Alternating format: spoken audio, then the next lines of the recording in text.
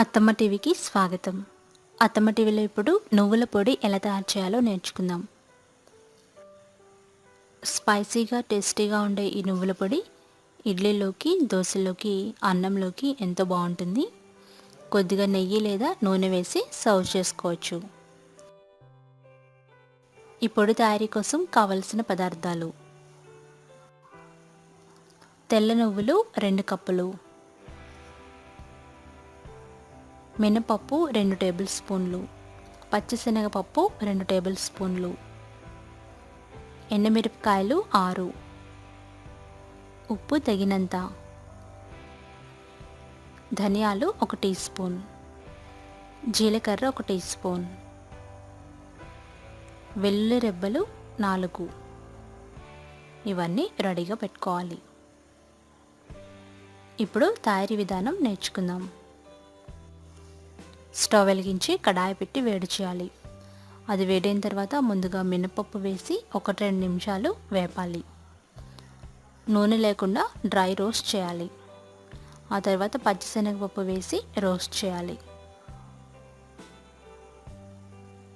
ఇవి కాస్త కలర్ మారి మంచి వాసన వచ్చేంత వరకు లో ఫ్లేమ్లో పెట్టి వేపాలి. ఇవి బాగా వేగినాయి అనుకున్న తర్వాత ఒక ప్లేట్లోకి తీసుకొని చల్లారబెట్టుకోవాలి.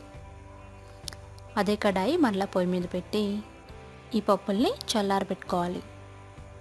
అదే కడాయిలో ధనియాలు వేయాలి. అలాగే జీలకర్ర కూడా వేయాలి. ఈ ధనియాలు, జీలకర్ర, ఎండుమిరపకాయలు వేయాలి. ఎండుమిరపకాయలు మీ రుచిని బట్టి ఎక్కువ తక్కువ వేసుకోవచ్చు. ఇవన్నీ 1-2 నిమిషాలు లో ఫ్లేమ్లో వేపాలి. మంచి వాసన వస్తూ వేగుతాయి. ఇవి వేగిన తర్వాత మరొక ప్లేట్లోకి తీసుకొని చల్లారబెట్టుకోవాలి. ఈ విధంగా చల్లారబెట్టాలి. అదే కడాయిలో వెల్లుల్లి రెబ్బలు వేసి 1-2 నిమిషాలు వేపాలి. కాస్త వేగిన వీటిని ఒక ప్లేట్లోకి తీసుకొని పెట్టుకోవాలి. ఇప్పుడు అదే కడాయిలో తెల్ల నువ్వులు వేసి వేయించుకోవాలి.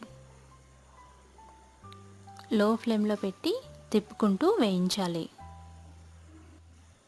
ఇవి మాడిపోకుండా జాగ్రత్త పడాలి. కొంచెం కలర్ మారగానే స్టవ్ ఆఫ్ చేసి చల్లారబెట్టుకోవాలి. ఇప్పుడు ఒక మిక్సీ జార్ తీసుకొని అందులో వేయించుకున్న మినపప్పు, పచ్చిశనగపప్పు వేయండి. అలాగే ధనియాలు, జీలకర్ర, ఎండుమిరపకాయలు వేయండి. మూత పెట్టి కోర్స్గా గ్రైండ్ చేసుకోవాలి.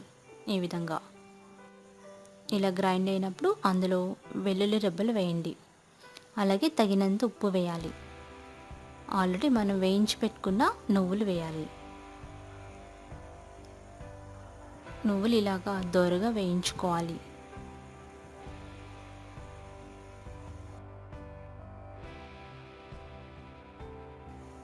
రెండు కప్పుల నువ్వులు వేసి ఒకసారి బాగా కలిపి మూత పెట్టి మెత్తని పౌడర్ లాగా గ్రైండ్ చేసుకోవాలి.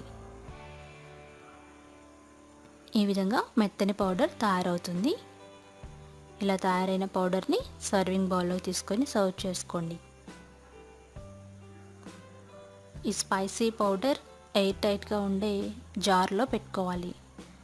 అప్పుడు ఇది 1 మంత్ వరకు నిల్వ ఉంటుంది. అలాగే దీని చక్కటి వాసన పోకుండా ఉంటుంది. ఇలా మూత గట్టిగా ఉన్న దాంట్లో పెట్టుకొని కావలసినప్పుడు కొద్దిగా తీసి సర్వ్ చేసుకోవచ్చు. ఇడ్లీలోకి మంచి రుచిగా ఉంటుంది. నువ్వుల పొడిని ఇడ్లీలతో వడ్డించాలి. అందులో కొంచెం నెయ్యి వేసి వడ్డించండి. అలాగే వేడి అన్నంలోకి నూనె లేదా నెయ్యితో పాటు వడ్డించుకోవచ్చు.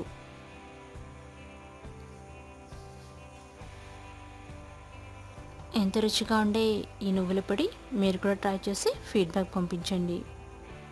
ఈ రెసిపీ టెక్స్ట్ కోసం attamaTV.com చూడగలరు. ధన్యవాదములు.